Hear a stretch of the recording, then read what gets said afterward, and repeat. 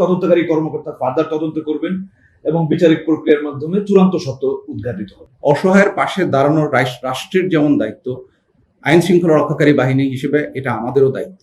Rail station হোক, train হোক, যে কোনো জায়গায় কোনো ধরনের অপরাধ সংঘটিত হলে তারা কিন্তু মুখ্য ভূমিকা পালন করে।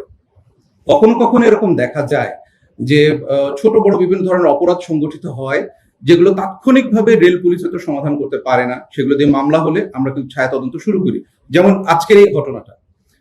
তো এই ধরনের ঘটনাতে যখন আমরা পরবর্তীতে আমাদের সর্বাত্মক প্রচেষ্টা থাকে যে দ্রুত যাতে আমরা কোনো লিড খুঁজে পাই এবং পেলে যাচাই বাছাই করে যে সম্পৃক্ত যে আসামি থাকে তাকে দ্রুত সময় আমরা আইনের আওতায় আনার চেষ্টা করি। জীবন অবাক না করলে কে করবে? 28% মিল্ক ফ্যাটের অবাক করার সাথে ফ্রেশ মিল্ক পাউডার। জীবন অবাক করুক প্রতিদিন। তাই আপনি যে কথাটা বললেন যে ভাই রেলের এর আগে যেই ধরনের অপরাধগুলো সংঘটিত হয়েছে বা রিসেন্টলিও যে ধরনের অপরাধগুলো সংঘটিত হয়েছে, এগুলো নিয়ে আমাদের তৎপরতা আছে কিনা? অবশ্যই আমাদের তৎপরতা আছে। আমরা আমাদের দিক থেকে সর্বাত্মক প্রচেষ্টা করে যাচ্ছি। আপনাদের কাছে অনুরোধ থাকবে, যদি এই ধরনের কোনো বিষয় ঘটে এবং আপনাদের নজরে আসে, দয়া করে আমাদেরকে তথ্য দিয়ে সহযোগিতা করবেন। আমরা আমাদের সাধ্য মতন চেষ্টা করব। এই বিষয়ে আমি আপনাদের সবাইকে আন্তরিকভাবে ধন্যবাদ জানাতে চাই, কারণ এরকম একটা মর্মান্তিক ঘটনা, যে ঘটনা আজকে আমরা মিডিয়া করছি নরসিংদীর, এরকম একটা মর্মান্তিক ঘটনা কিন্তু আমরা প্রথমে সোশ্যাল মিডিয়ার মাধ্যমেই জানতে পারি এবং সোশ্যাল মিডিয়াতে এই বিষয়গুলো ব্যাপকভাবে সাড়া ফেলে।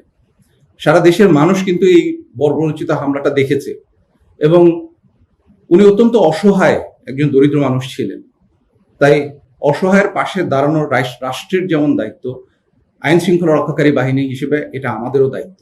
এবং জানতে পারার সাথে সাথে আমরা আমাদের সর্বাত্মক প্রচেষ্টা দিয়ে সামনে এগিয়ে এসেছি এবং আমরা আমাদের দায়িত্বটা সঠিকভাবে পালন করতে পেরেছি বলেই আমি মনে করি। যদি এর সাথে সম্পৃক্ত আর কেউ থাকে, অবশ্যই আমরা যারা তদন্তকারী কর্মকর্তা আছেন তাদের অধিযাচন পত্রের পেলে আমরা ইনশাল্লাহ আমরা আমাদের সাধ্যমতন চেষ্টা করবো বাকিদেরকেও আইনের আওতায় নিয়ে আসার জন্য। ধন্যবাদ। এই ঘটনাতেও কিন্তু আমরা রেলওয়ে পুলিশ ভৈরবের সাথে সমন্বিতভাবেই কাজ করেছি, একসাথে কাজ করেছি, যার কারণে সহজ হয়ে গেছে তাদেরকে আইনের আওতায় নিয়ে আসা। তো আপনি যে এরিয়ার কথা বললেন, আমাদের কাছে যদি তথ্য আসে বা রেলওয়ে পুলিশ ভৈরব বা কনসার্ন রেলওয়ে পুলিশ আমাদেরকে জানালে আমরা তাৎক্ষণিকভাবে জড়িত হব। এখানে আমরা 5 জনকে গ্রেফতার করেছি, তার মধ্যে সাক্ষী দিয়েছে এমন আছে, সিসিটিভির ফুটেজ দেখেছি এরকম আছে, তথ্য প্রযুক্তির সহায়তা আছে, আরো অনেকের সাথে আমরা প্রাথমিক জিজ্ঞাসাবাদ করেছি।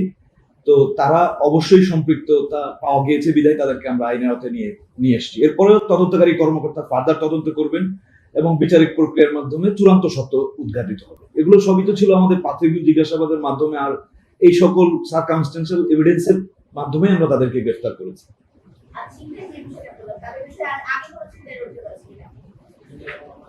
মাদকের মামলা আমরা 3টি পেয়েছি, আরো এখনো তো তদন্ত চলমান আছে, যদি থাকে আমরা জেনে যাব। এখন পর্যন্ত শুধু মাদকেরই পেয়েছি এবং 5 জনের মধ্যে 3 জনের পেয়েছি।